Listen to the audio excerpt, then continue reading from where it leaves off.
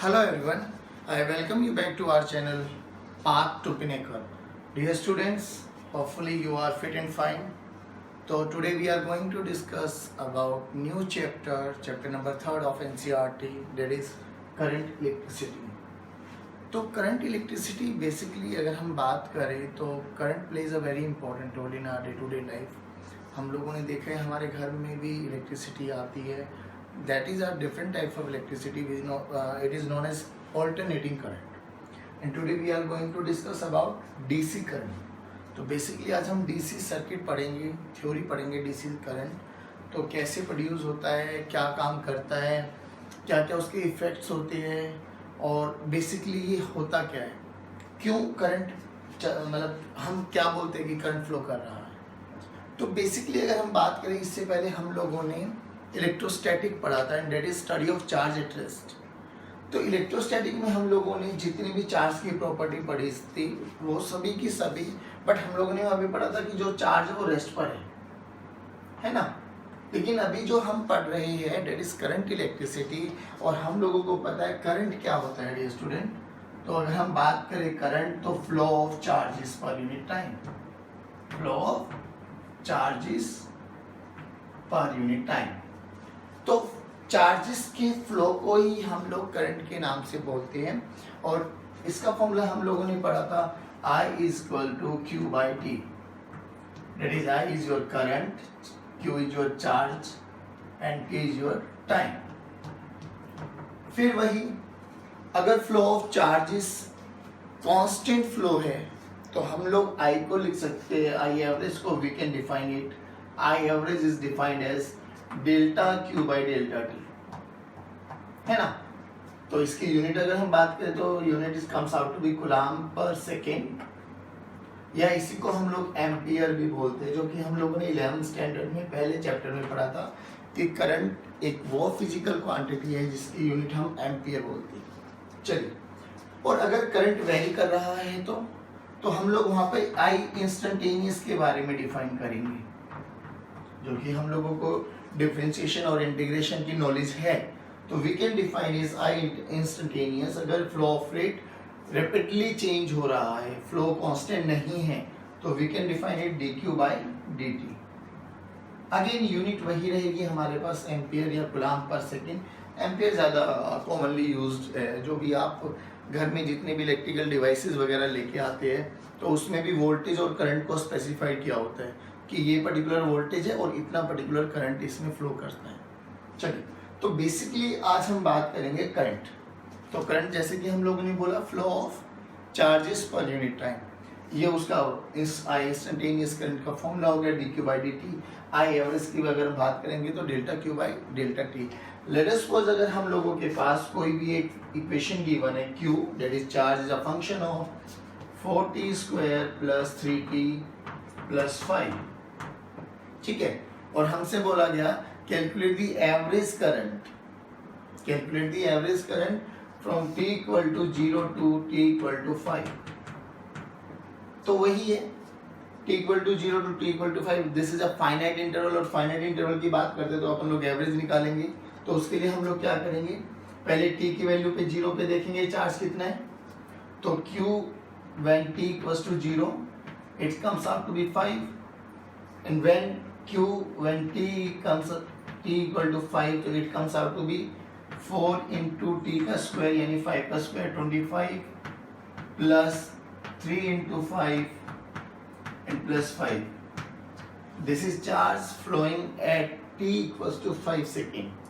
Now what we have to calculate I average, तो I average हम easily calculate कर देंगे dear students। I average is QT, या you can say this is charge final और ये charge initial, तो QF माइनस QI by TF minus TI, और we can easily calculate the charge या you can see average current. But अगर कोई हमसे पूछे कि calculate the instantaneous current at 5 second, तो हम लोगों को सिंपली इसको डिफरेंशिएट कर देंगे।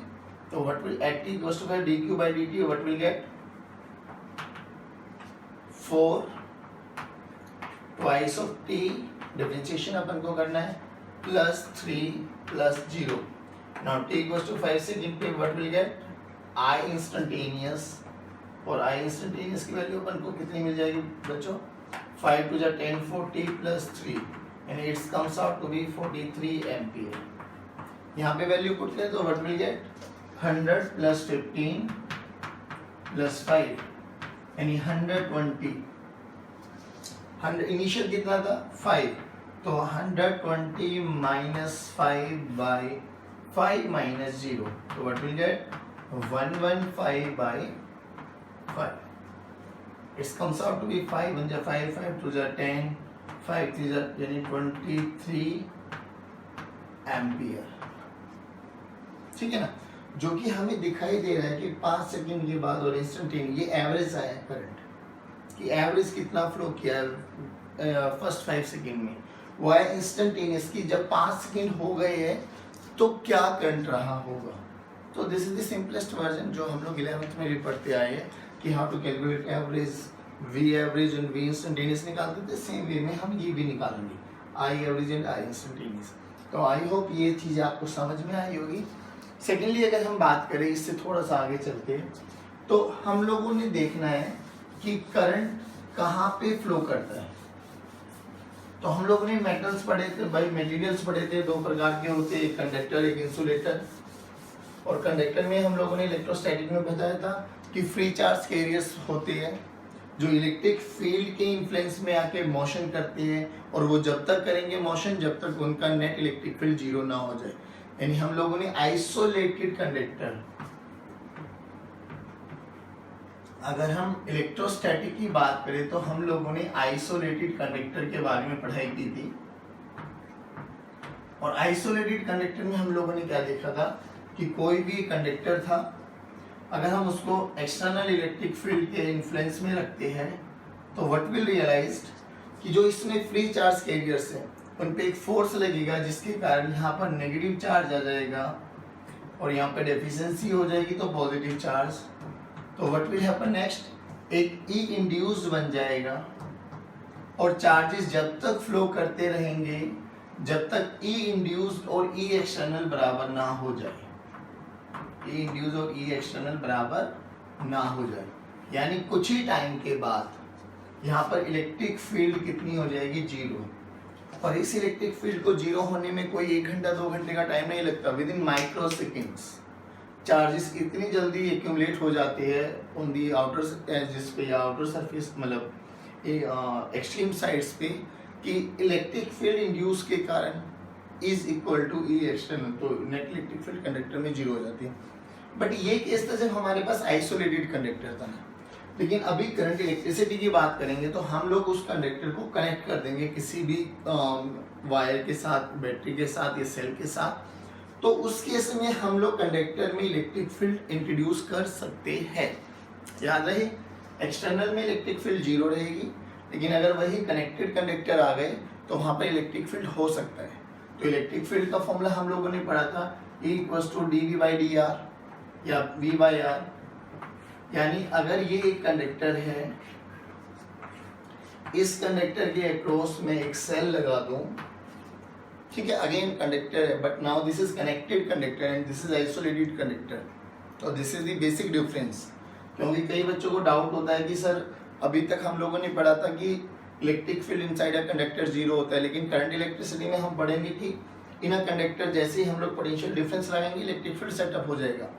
तो देयर इज अ डिफरेंस कि वो आइसोलेटेड कंडक्टर होते हैं, this is your connected conductor. तो कनेक्टेड कंडक्टर के अक्रॉस इलेक्ट्रिक फील्ड सेट कर सकते हैं हम by applying a potential difference. तो मान लो इसका V पोटेंशियल डिफरेंस है, तो इसके अक्रॉस भी पोटेंशियल डिफरेंस सेटअप हो जाएगा, और इसकी लेंथ मान लेते हैं लेट्स से L है। तो जो यहाँ पर इलेक्ट्रिक फील्ड सेट हो जाएगी वो V/L होगी, और V क्या है, potential difference across the conductor, और L क्या है, लेंथ ऑफ द कंडक्टर। तो जितनी भी हम लोग पोटेंशियल डिफरेंस सेट करेंगे उतना ही इलेक्ट्रिक फील्ड हो जाएगा पोटेंशियल पर यूनिट लेंथ के। इसको हम बाद में पोटेंशियल ग्रेडियंट भी बोलते हैं। चलिए, तो अभी हम लोगों को थोड़ा थोड़ा समझ में आ रहा है कि हाँ, हम लोग एक कंडक्टर में इलेक्ट्रिक फील्ड सेटअप कर देते हैं by connected it to a external source और बैटरी। अब हम बात करें तो बेसिकली होता क्या है, तो करंट फ्लो करेगा तो कंडक्टर्स में करेगा, यानी हमें यहाँ पे कंडक्टर्स के बारे में ही पढ़ना है। और कंडक्टर्स में होता क्या है, फ्री चार्ज कैरियर्स होती है। फ्री चार्ज कैरियर्स कौन होते हैं, इलेक्ट्रॉन्स होती है। तो इलेक्ट्रॉन्स ही एक ऐसा सोर्स होता है, चार्ज होते हैं जो एक पॉइंट से दूसरे पॉइंट तक फ्लो करता है, यानी बेसिकली इलेक्ट्रॉन का फ्लो ही कॉन्स्टिट्यूट करता है इलेक्ट्रिक करंट। अब जो कि इलेक्ट्रॉन्स हमेशा इलेक्ट्रिक फील्ड के अपोजिट डायरेक्शन में चलेंगे, तो लेट अस सपोज हम मान लेते हैं कि दिस इज अ कंडक्टर, ठीक है, और इसमें there very free charge carriers, बहुत ज्यादा ह्यूज अमाउंट में फ्री चार्ज कैरियर्स अवेलेबल है। अगर हम लोग ने इलेक्ट्रिक फील्ड की डायरेक्शन ये लगाए तो इट इज क्वाइट ऑब्वियस कि इलेक्ट्रॉन्स इस डायरेक्शन में चलेंगे opposite to the direction of current, electric field sorry. तो इलेक्ट्रिक फील्ड की डायरेक्शन अपोजिट डायरेक्शन में इलेक्ट्रॉन्स चलेंगे, तो इलेक्ट्रॉन्स का फ्लो ही, क्योंकि इलेक्ट्रॉन्स ही फ्री चार्ज कैरियर्स होते हैं, तो इलेक्ट्रॉन्स का फ्लो ही हम इलेक्ट्रिक करंट बोलते हैं। लेकिन बाय कन्वेंशन हम लोगों ने ये मान लिया कि अगर इलेक्ट्रॉन्स पॉजिटिव चार्ज नहीं चलते, बट हम समझने के लिए मान लेते कि पॉजिटिव चार्जेस का मोशन होगा, तो अगर इलेक्ट्रॉन्स इस डायरेक्शन में चलेंगे तो पॉजिटिव चार्जेस इस डायरेक्शन में चलेंगे। लेकिन फिर बता रहा हूँ खाली मोशन इलेक्ट्रॉन्स का होगा, ऐसा बाय कन्वेंशन माना गया है कि पॉजिटिव चार्जेस के मोशन के अलोंग ही डायरेक्शन ऑफ करंट होगी। या तो आप बोल सकते हो opposite to the direction of current electrons, opposite to the direction of electron, या along the direction of positive charges, along the direction of positive charges current flow करता है। तो बाय कन्वेंशन हम लोग अगर इलेक्ट्रॉन्स इधर चलेंगे लेफ्ट टू राइट तो करंट चलेगा राइट टू लेफ्ट, अगर इलेक्ट्रॉन चलेंगे left to right to left तो करंट चलेगा लेफ्ट टू राइट, यानी बिल्कुल अपोजिट। तो अब हम थोड़ा थोड़ा समझ में आएगा कि कंडक्टर्स में फ्री चार्ज कैरियर्स होते हैं, कंडक्टर ही फ्लो करने वाले हैं, कंडक्टर्स ही इलेक्ट्रॉन्स ही मूव करने वाले हैं। और इलेक्ट्रॉन्स मूव कब करेंगे, जब हम इलेक्ट्रिक फील्ड लगाएंगे। क्या इलेक्ट्रॉन्स बिना इलेक्ट्रिक फील्ड लगाए मूव नहीं करते होंगे क्या? अगर हम इलेक्ट्रिक फील्ड ना लगाए, ठीक है ना, एक कंडक्टर है, कंडक्टर में तो अभी भी फ्री चार्ज कैरियर्स है, हम नहीं लगा रहे, तो क्या ये इलेक्ट्रॉन्स एक जगह पर रुके हुए या अभी भी मूव करेंगे? तो आंसर है मूव तो करेंगे, क्योंकि इनके पास थर्मल एनर्जी होती है। तो इनिशियली अपनी थर्मल एनर्जी का यूज करके बहुत हाई स्पीड में ट्रेवल करते हैं, और इनका जो मोशन होता है dear students, initially without applying electric field, यानी विदाउट अप्लाइंग इलेक्ट्रिक फील्ड अगर हम बात करें, विदाउट अप्लाइंग इलेक्ट्रिक फील्ड या एनी पोटेंशियल डिफरेंस, तो बेसिकली जो इलेक्ट्रॉन का मोशन होता है ना, वो बहुत रैंडम मोशन होता है, बहुत रैंडम मोशन। और इनिशियली इनकी जो डिस्प्लेसमेंट होती है वो जीरो होती है, यानी डेल्टा एक्स जीरो। जो इनकी रैंडम वेलोसिटी होती है ना, एवरेज वेलोसिटी या thermal velocity you can say, वो बहुत हाई होती है, 10 की पावर 4, 10 की पावर 3 मीटर पर सेकेंड, वेरी हाई वेलोसिटी। लेकिन अगर इतनी हाई वेलोसिटी है तो ये जो मोशन करते हैं जिगजैग मोशन, तो बेसिकली क्या होता है, ये बार बार जो कि कंडक्टर है और इलेक्ट्रॉन्स बाउंडेड होते हैं उस कंडक्टर से बाहर नहीं जाएंगे, और 1 2 4 5 इलेक्ट्रॉन्स नहीं होते, एक यूनिट वॉल्यूम में 10 की पावर 828 इलेक्ट्रॉन्स होते हैं। तो वेरी ह्यूज अमाउंट, इतना ज्यादा अमाउंट होता है कि जब ये इलेक्ट्रॉन्स मूव करते हैं ना विद वेरी हाई स्पीड, तो इनका एवरेज डिस्प्लेसमेंट जीरो होता है। अगर डिस्प्लेसमेंट जीरो हुआ तो इनकी average thermal velocity, this is speed, तो एवरेज थर्मल वेलोसिटी, तो हम लोग यू एवरेज थर्मल बोल सकते हैं, वो इनिशियली जीरो होगा, ठीक है, जो कि इनका बहुत फास्ट मोशन होता है, बहुत हाई स्पीड। लेकिन जैसे ही एस ने जो अप्लाई द इलेक्ट्रिक फील्ड, तो व्हाट हैपेंस, इधर देखिए, इनिशियली हम लोगों ने देखा कि अगर ये कंडक्टर में फ्लो कर रहा हूँ, कंडक्टर बनाऊँ ये, तो कंडक्टर्स में इलेक्ट्रॉन्स का मोशन रैंडम मोशन था इन ऑल पॉसिबल डायरेक्शन। लेकिन जैसे ही इलेक्ट्रिक फील्ड लगाया, on application of electric field, what happen, तो आपके पास जो इलेक्ट्रॉन है ना, जो फ्री था, फ्रीली मूव कर रहा था, अब बाउंड हो गया है, क्योंकि इलेक्ट्रिक फील्ड उस पर एक फोर्स लगाएगी। तो इलेक्ट्रिक फील्ड अगर फोर्स लगाएगी तो बेसिकली क्या हुआ, ये इलेक्ट्रॉन O से स्टार्ट होके A की डायरेक्शन में जाना चाहता था, लेकिन by on applying of electric field what happen now, ये इलेक्ट्रॉन्स ऐसे ना जाके इस पे एक फोर्स लगा अपोजिट टू इलेक्ट्रिक फील्ड की डायरेक्शन, ये opposite to the direction of electric field, और ये इस पोजीशन A डैश पे पहुंच गया। रियलिटी कहाँ जानी थी, ये पर पहुंचा कहाँ, A डैश पे। तो बेसिकली इलेक्ट्रिक फील्ड लगाने से कुछ नेट डिस्प्लेसमेंट आ गया। डन। नाउ अगर नेट डिस्प्लेसमेंट आ गया होगा तो नेट एवरेज वेलोसिटी भी आई होगी। यस। तो बेसिकली होता क्या है कि इलेक्ट्रिक फील्ड लगाने से इलेक्ट्रॉन्स में इनिशियली जो डिस्प्लेसमेंट नहीं आया था, अब on application of electric field उनमें कुछ डिस्प्लेसमेंट आ गया है, ठीक है ना, along the direction of electric field या opposite to the direction, ये basically this is the electric displacement x। अगर डिस्प्लेसमेंट आ गया है तो ये बेसिकली जो टाइम ट्रेवल होगा, यानी मैं अगर बोल दूं v एवरेज की अगर मैं बात करूं तो v एवरेज क्या हो जाएगा dear students, displacement by time. Yes, secondly आप इसको थोड़ा फील्ड के साथ देखो, हम इसको बोलते हैं कि इलेक्ट्रॉन बेसिकली ड्रिफ्ट हो गया। जैसे हम लोग बाइक पे चलते हैं, बाइक पे चलते चलते हम सीधे चल रहे होते हैं, सडनली हम लोग आगे रियलाइज करते हैं कि इमरजेंसी ब्रेक लगाने हैं, तो हम आगे वाले ब्रेक को दबा देते हैं, जो कि डिस्क ब्रेक होते हैं। तो जो टायर पीछे वाला सीधा चल रहा होता है वो सीधा ना चलकर थोड़ा सा स्किड कर जाता है, ए वाला, तो this is known as your drifting. वो जाना ऐसे होता है, चलते चलते वो ऐसे स्किड कर जाता है, तो बेसिकली दिस इज ड्रिफ्टिंग। तो जैसे इलेक्ट्रिक फील्ड लगाया तो हम लोगों ने व्हाट विल रियलाइज कि इलेक्ट्रॉन्स भी ड्रिफ्ट हो जाते हैं to against the direction of electric field, और ये एक के साथ में सभी इलेक्ट्रॉन्स के संग ऐसा होगा। तो सभी इलेक्ट्रॉन्स का बेसिकली अगर हम एवरेज करें तो that average velocity is known as your drift velocity. क्या बोलते हैं हम उसको, ड्रिफ्ट वेलोसिटी। नाउ अब हम लोग ये मान के चलेंगे कि जहां पर भी करंट फ्लो कर रहा है यानी इलेक्ट्रॉन्स का मोशन है, और इलेक्ट्रॉन्स का मोशन है तो इलेक्ट्रॉन्स के पास एक वेलोसिटी होती है and that is known as your drift velocity. क्या बोलते हैं, ड्रिफ्ट वेलोसिटी, जो कि इनकी इनिशियली थर्मल स्पीड की अगर हम बात करें बहुत हाई थी, लेकिन this drift velocity comes out to be 10 की पावर -3 टू 10 की पावर -4 मीटर पर सेकेंड, यानी बहुत स्मॉल है। बट प्लस पॉइंट क्या हुआ, यहाँ पर सभी इलेक्ट्रॉन्स रैंडम मोशन कर रहे थे, रैंडम मोशन कर रहे थे, तो सभी की वेलोसिटी का average comes out to be 0। लेकिन यहाँ पर सभी इलेक्ट्रॉन्स बहुत धीरे धीरे धीरे धीरे स्पीड से मूव कर रहे हैं, but in a particular direction, एक ही डायरेक्शन में जा रहे हैं। तो which one is more effective, thermal velocity या ड्रिफ्ट वेलोसिटी? हालांकि थर्मल वेलोसिटी बहुत, थर्मल स्पीड बहुत हाई है, पर स्टिल हाई होने के कारण क्या है, एवरेज डिस्प्लेसमेंट 0। यानी अगर हम बोले कि एक unit area of cross section में से जितने इलेक्ट्रॉन्स इधर से आ रहे होंगे initially without applying electric field, तो उतने ही इलेक्ट्रॉन्स इधर से निकल रहे होंगे, तो नेट एवरेज 0।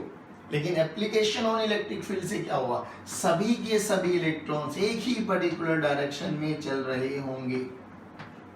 तो which one is more effective, drift velocity. हालांकि बहुत छोटी होती है, बहुत स्मॉल अमाउंट होता है, लेकिन इफेक्टिव ड्रिफ्ट वेलोसिटी होती है, और इन्हीं ड्रिफ्टिंग वेलोसिटी के कारण हमारा इलेक्ट्रिक करंट कॉन्स्टिट्यूट होता है। तो आई होप ये सिनेरियो आपको समझ में आया होगा कि बेसिकली हम लोग क्या कर रहे हैं, ड्रिफ्ट वेलोसिटी क्या होती है, विदाउट अप्लाइंग इलेक्ट्रिक फील्ड क्या होता है, आफ्टर अप्लाइंग इलेक्ट्रिक फील्ड क्या हो जाता है, एवरेज थर्मल वेलोसिटी क्या होती है। इनिशियली क्या होता है कि एवरेज थर्मल वेलोसिटी 0 होती है because there is no displacement, net displacement. But on applying of electric field, what we'll realize कि there is some net displacement of electrons take place. तो net displacement by time is known as your velocity, और इन सभी electrons का average लेंगे and that average velocity is known as your drift velocity represented by Vd। अगर हम बात करें, यही drift velocity है जो हमारे इलेक्ट्रिक करंट को कॉन्स्टिट्यूट करती है। यानी अब कहीं पर भी अगर हम इलेक्ट्रिक करंट के बारे में बात करेंगे तो हमारा सबसे तेज दिमाग ड्रिफ्ट वेलोसिटी की तरफ ही जाएगा कि हाँ इलेक्ट्रॉन्स मूव कर रहे होंगे with some velocity, drift velocity. चलिए अब इसमें कुछ टर्मिनोलॉजी है बेटा, हमें वो डिस्कस कर लेनी है। देखिए मैं एक छोटा सा एग्जांपल लेता हूं कि अगर मैं आप लोगों को 100 स्टूडेंट्स को एक रूम में बंद कर दूं,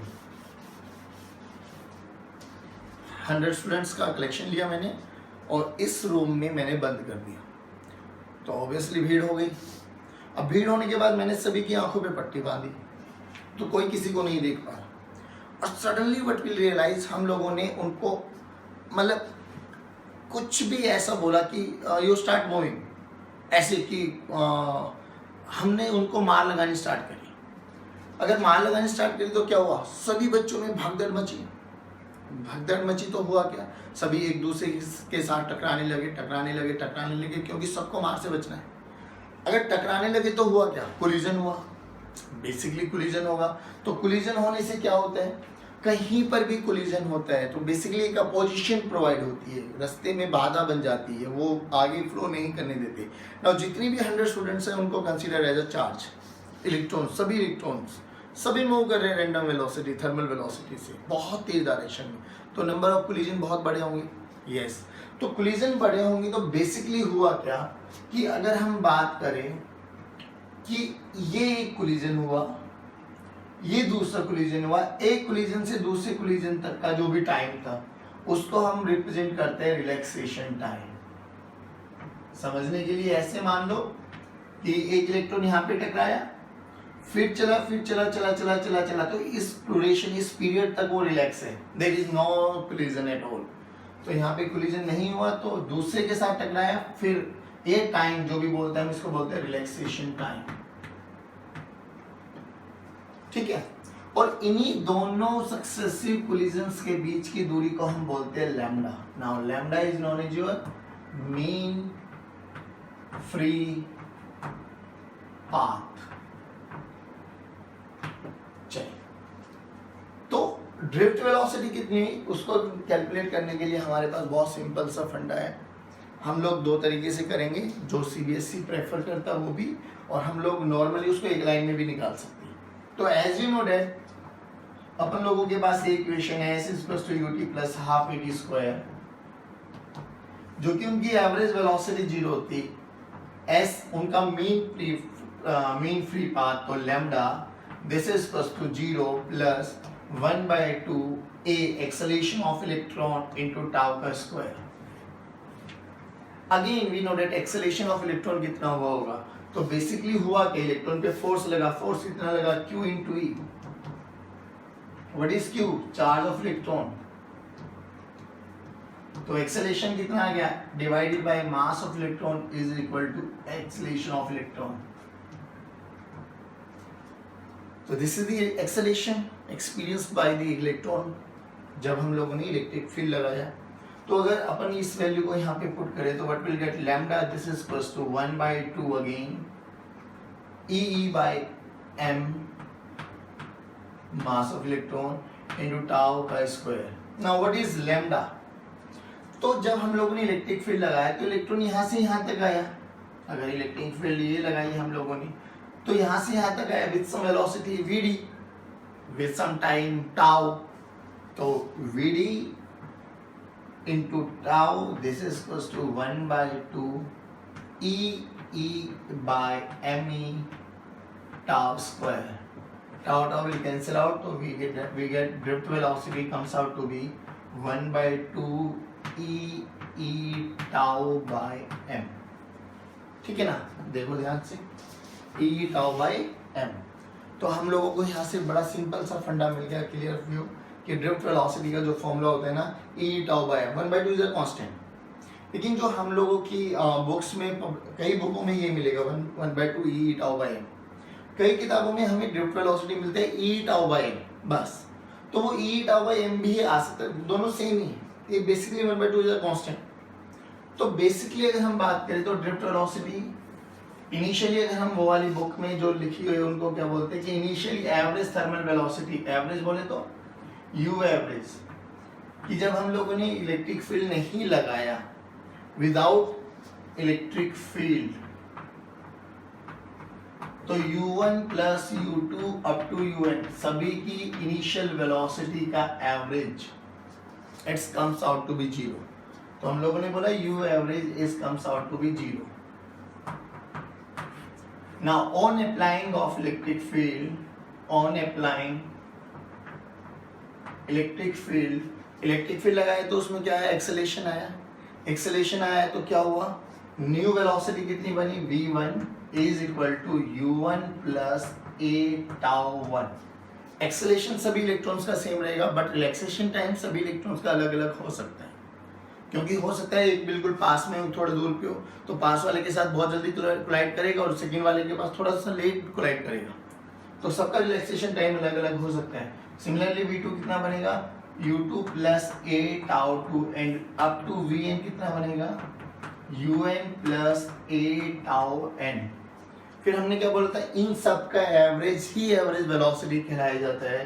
तो v एवरेज यानी v1 plus v2 plus up to vn divided by n is equal to vd, and this comes out to B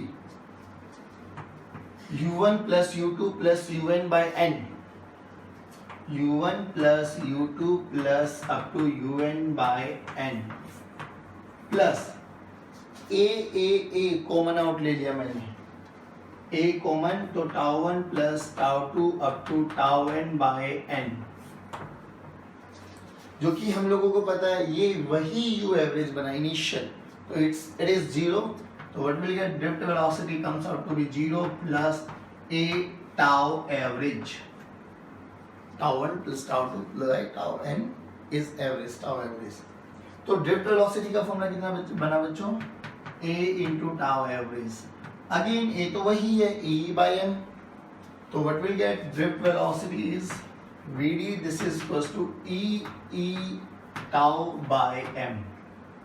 now book में हम लोगों के पास ये लिखा रहता है minus e tau by m। Now what does it means, simple है, एक्सेलरेट किधर कर रहा है, a डायरेक्शन में, इलेक्ट्रिक फील्ड किधर है, a डायरेक्शन में, तो ड्रिफ्ट वेलोसिटी और इलेक्ट्रिक फील्ड दोनों एक दूसरे के अपोजिट डायरेक्शन है। अगर हम मैग्नीट्यूड की बात करें तो e टाउ बाय m, और अगर हम विद साइन लिखे तो vd equals to minus e tau by m। अब थोड़ा सा आइडेंटिफाई, जो कि ये हम लोगों के पास हर किताबों में, मोस्टली किताबों में वो वाला मिलता है, तो अपन लोग उसके संग जाएंगे, e tau by m। Now e क्या है, चार्ज ऑफ इलेक्ट्रॉन, m क्या मास ऑफ इलेक्ट्रॉन, e क्या इलेक्ट्रिक फील्ड, टाउ क्या रिलैक्सेशन टाइम। अच्छा डियर स्टूडेंट्स, देखो रिलैक्सेशन टाइम बेसिकली एक मटेरियल की प्रॉपर्टी होती है।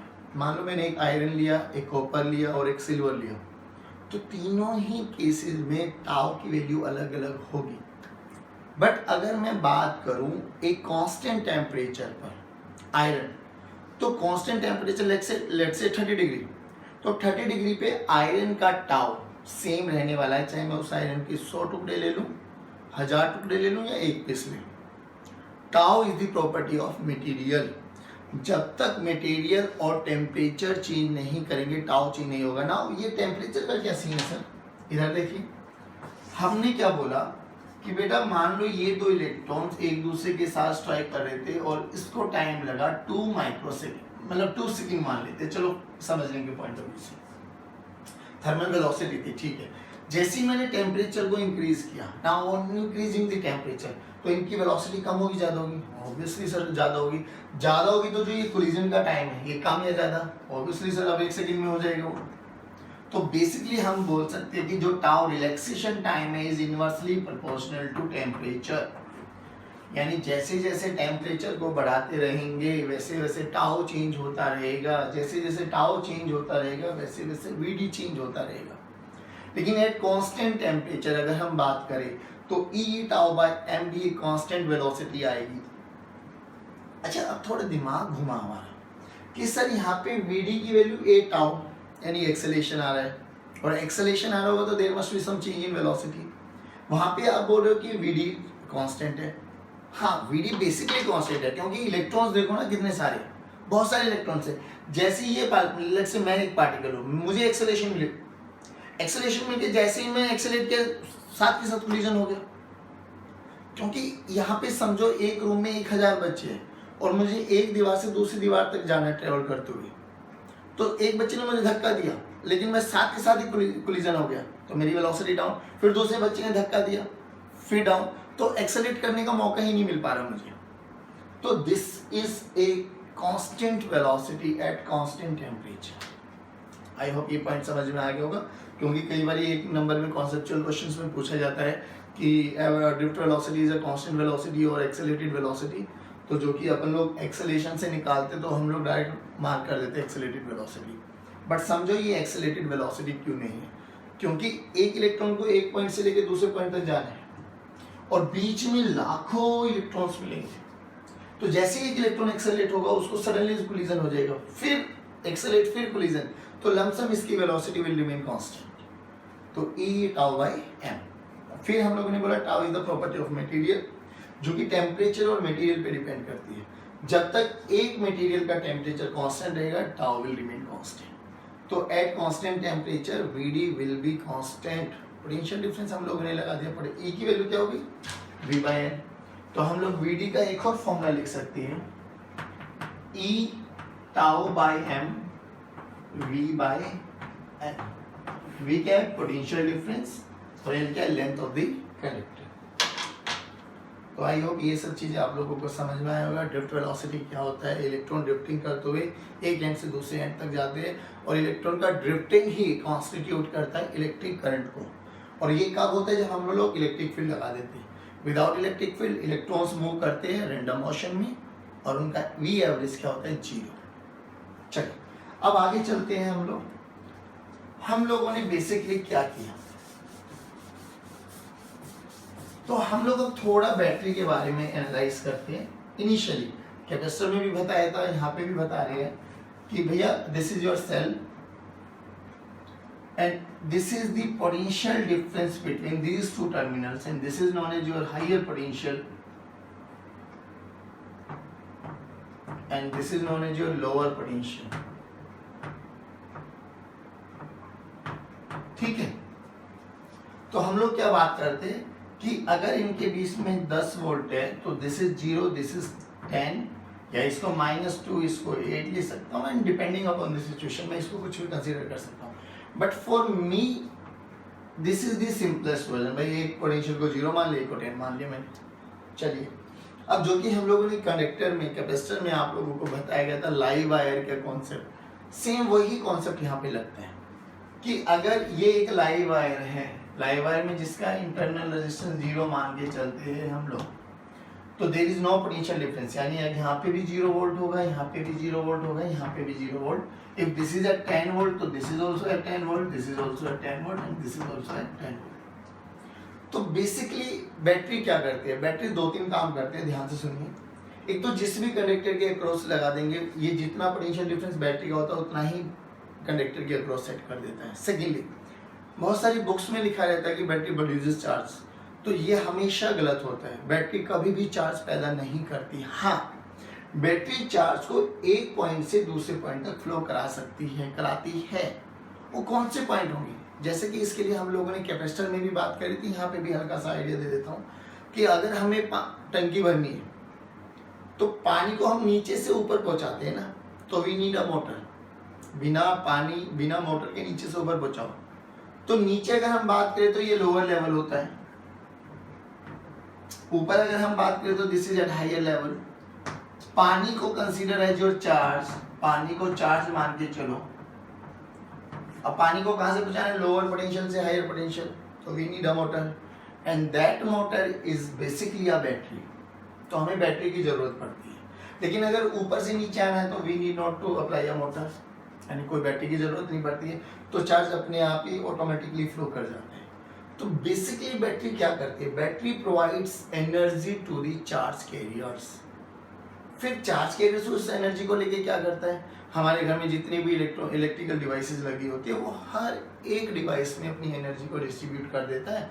पंखा, फैन, चार्जर, टीवी सब उस एनर्जी का यूज करके चलना स्टार्ट कर देते हैं। लेट अस सपोज मैं इसको थोड़ा और एक्सप्लेन करूं कि मान लेते कि एक कंडक्टर है हमारे पास, ठीक है बेटा, दिस इज द कंडक्टर, और इस कंडक्टर के अक्रॉस हम लोगों ने पोटेंशियल डिफरेंस क्रिएट करा दिया V वोल्ट। वही बैटरी लगाई होगी, 0 volt V volt, 0 volt 0 volt तो 0 volt, V volt V volt तो V वोल्ट, लाइव वायर। अब सोचो यहाँ पे समझने के लिए कि एक प्रोटॉन है हैविंग पॉजिटिव चार्ज, तो इसके पास चार्ज है Q, तो पोटेंशियल कितना है V, चार्ज कितना है Q, तो इसके पास एनर्जी कितनी है, हमें पता है एनर्जी का फॉर्मूला होता है work done this is equals to Q into V। और वही वर्क डन उसकी पोटेंशियल एनर्जी होती है। अब क्या करेगा, ये पोटेंशियल एनर्जी को लेते लेते लेते लेते लेते लेते इस लोअर एंड पे जाएगा। तो लोअर एंड पे चार्ज तो अभी भी क्यू है, लेकिन एनर्जी कितनी हो गई, वो पोटेंशियल जीरो, तो एनर्जी कितनी है, जीरो। अब बात करें यहाँ पे एनर्जी मैक्सिमम, यहाँ पे एनर्जी जीरो, तो हुआ क्या, तो बेसिकली वो एनर्जी का ट्रांसफर हुआ होगा इन एवरी इलेक्ट्रिकल डिवाइसेस जो हमारे घर में लगा। फिर यहाँ के बाद इलेक्ट्रॉन प्रोटॉन कहाँ गया, ये लाइव वायर, लाइव वायर में नो रेजिस्टेंस, तो वो मूव करते करते आया, यहाँ पे एनर्जी जीरो हो गई, बट यहाँ रुका नहीं, वो भगते भगते किसके पास चला गया, बैटरी के पास। बैटरी ने बोला तो डर मत, मैं हूं ना एक एनर्जी सोर्स। तो बैटरी उसको दोबारा से एनर्जी प्रोवाइड करेगी, वही Q इंटू वी। उस एनर्जी को लेके वो दोबारा यहाँ पर जाएगा, फिर यहाँ तक आएगा एनर्जी देते हुए, फिर बैटरी के पास, and this process will repeatedly continuously repeated. तो होता क्या है, तो बेसिकली एनर्जी कौन प्रोवाइड करता है, बैटरी, लेके कौन जाता है, चार्ज। तो चार्जेस तो is just like your carriers, जो एनर्जी को एक पॉइंट से दूसरे पॉइंट तक पहुंचाते हैं, बस सिंपल। ठीक है, तो आई होप ये वाला सिस्टम आपको समझ में आया होगा। बैटरी एनर्जी प्रोवाइड करती है, सेम पोटेंशियल डिफरेंस क्रिएट करा देती है। एनर्जी लेके कौन जाता है, चार्ज कैरियर्स। बैटरी चार्ज पैदा नहीं करती, बैटरी लोअर पोटेंशियल से हायर पोटेंशियल को चार्ज को पहुंचा सकती है। चलिए, अब अगर हम बात करें, मान लेते कि हमारे पास एक कंडक्टर है, अब जो कि कंडक्टर है फ्री चार्ज के रेस इलेक्ट्रॉन से इलेक्ट्रिक फील्ड अगर इस डायरेक्शन में लगाइए, इसकी लेंथ L है, इसके क्रॉस पोटेंशियल डिफरेंस V है, मान लो ये V पर है, ये 0 पर है, वही एक बैटरी के साथ कनेक्टेड किया गया है, तो E की वैल्यू होगी हमारे पास V/L। ठीक है ना, इलेक्ट्रॉन्स चलेंगे इस डायरेक्शन में, और फिर हम लोगों ने बोला सभी इलेक्ट्रॉन्स चलेंगे एक ही डायरेक्शन में, यानी all electrons moving in a particular direction with drift velocity vd। अब सोचो, मान लो ये एक एरिया ऑफ क्रॉस सेक्शन है आपका, और यहाँ पे कुछ इलेक्ट्रॉन्स थे, ब्लू वाले इलेक्ट्रॉन्स, इनके पीछे बहुत सारे इलेक्ट्रॉन्स है ना, ये बहुत सारे electrons moving with the same velocity. ठीक है, जो कि इनकी वेलोसिटी vd है, तो छोटे से टाइम में dt टाइम में ये कहाँ पहुंचेंगे, तो बहुत छोटा सा डिस्प्लेसमेंट dx मान लेते हैं अपन इसको। अब ये जो ये इलेक्ट्रॉन्स है इस वाले एरिया के, ये यहाँ पर आ गए, तो dt टाइम में इस क्रॉस सेक्शन को कितने चार्जेस ने वो किया, पार। तो बेटा जितने ये पहले ये वाले चार्जेस थे ना, अभी ये उठ के यहाँ पर आ गए, जो पीछे वाले थे वो यहाँ पर आ जाएंगे। तो बेसिकली dt टाइम में इन सभी चार्जेस ने इस क्रॉस सेक्शन को पार किया, इस पर्टिकुलर सेक्शन।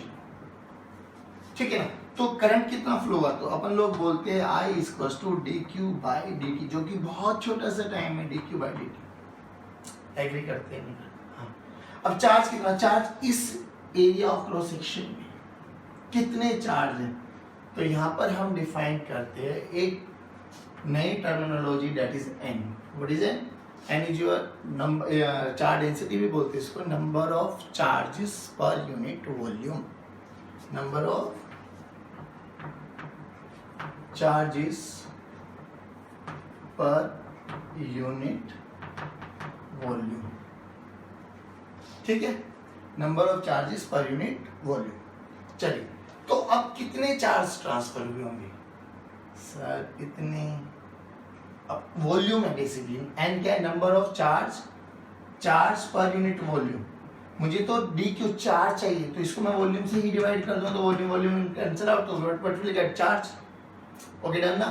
तो ये particular area of cross section की वॉल्यूम कितनी है, मान लो इसका एरिया ऑफ क्रॉस सेक्शन ये है, तो ये लेंथ कितनी है, लेंथ dx हुई, तो छोटी सी वॉल्यूम कितनी है, a इंटू dx वॉल्यूम को अगर मैं n that is number of electrons into q that is charge of electrons, तो टोटल नंबर ऑफ इलेक्ट्रॉन्स कितने बने, n इंटू e।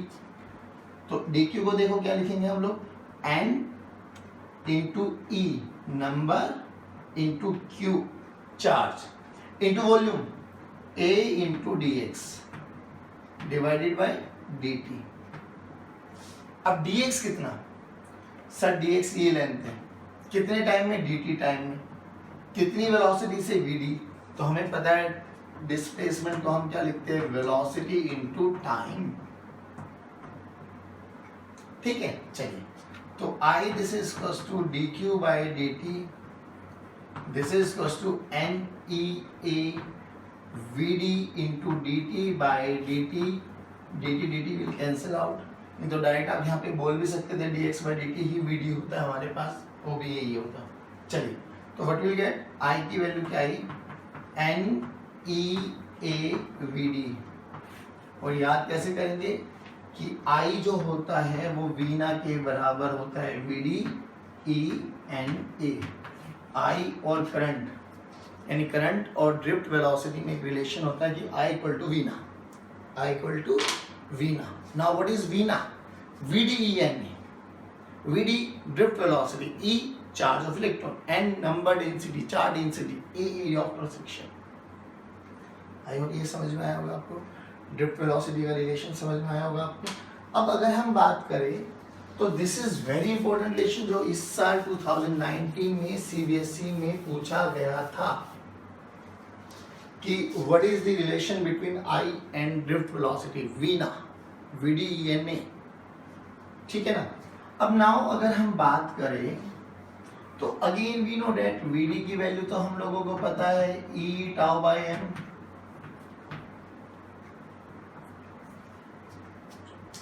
एग्री, बिल्कुल। ना अगर मैं I इक्वल टू वीना में vd की वैल्यू रखूं तो what will get, E tau by m, ये तो हुआ vd इंटू ENA वीना, तो what will realize, E square tau NA by m into E, और E की वैल्यू क्या होती है, V बाय L। तो अगर मैं E की वैल्यू को V बाय L पुट करूं तो this is your I, done ना। तो करंट और पोटेंशियल डिफरेंस में ये भी एक रिलेशन है। नाउ अब हमें पता है according to Ohm's law, according to Ohm's law V equal to IR, यानी V by I must be equals to R। This is V potential difference, this is I current, निकालो तो V by I क्या बना बेटा है उधर से ml by n E square tau A। Now this is your Ohm's law, V by I, and this is पूरा का पूरा is known as your R. Now what is R? R is the resistance. R resistance. Resistance क्या? Basically current के रास्ते में जितने भी opposition's आते चले जाएंगे वही हम लोग रेजिस्टेंस बोलते चले जाते हैं। अब रेजिस्टेंस बेसिकली क्या है, कोलिजन के कारण आते हैं ना, बहुत सारे इलेक्ट्रॉन्स होते हैं एक दूसरे से टकराते हैं, ऑपोजिशन क्रिएट कराते हैं, तो बेसिकली वही कोलिजन। और कोलिजन होने के कारण जितनी भी एनर्जी का लॉस होता है वो हीट फॉर्म की एनर्जी में रेडिएट आउट हो जाती है। चलिए, तो अभी हम लोग बात करते हैं दिस इज आर रेजिस्टेंस। तो आई होप ये आपको समझ में आया है। इसी लेक्चर को आगे कंटिन्यू करेंगे हम। नेक्स्ट वीडियो में हम देखेंगे कि रेजिस्टेंस बेसिकली क्या होता है, कैसे इफेक्ट होता है, क्या क्या प्रॉपर्टीज होती है, एक टर्म होती है रेजिस्टिविटी, सब चीज़ों के बारे में हम डिटेल में एनालिसिस करेंगे। तो आई होप ये लेक्चर आपको समझ में आया होगा। तो अपना ऐसे ही फीडबैक देते रहिए बेटा। और ये करंट इलेक्ट्रिसिटी का फर्स्ट वीडियो था, जल्द ही आपको second and third and fourth video भी मिलते चले जाएंगे। जितने भी डाउट्स हो प्लीज़ कमेंट सेक्शन में स्पेसिफाई कीजिए और हम पूरी की पूरी कोशिश करेंगे कि आपके हर एक डाउट को क्रिस्टल क्लियर किया जाए, मतलब कोई भी आप में शक ना रहे कि ये क्यों हुआ होगा क्यों नहीं हुआ होगा। कोशिश यही रहती है कि पूरा का पूरा कॉन्सेप्ट आपको बताया जाए, डिटेल में बताया जाए, कोई जल्दबाजी ना की जाए। बट इन केस अगर आपको फिर भी कोई टॉपिक में कमी रहती है तो प्लीज़ रिवर्ट अस बैक, जिससे हम लोग उसको और अच्छा मॉडिफाई करके आपको प्रेजेंट कर सकें। Till then God bless you, keep study, bye bye, take care.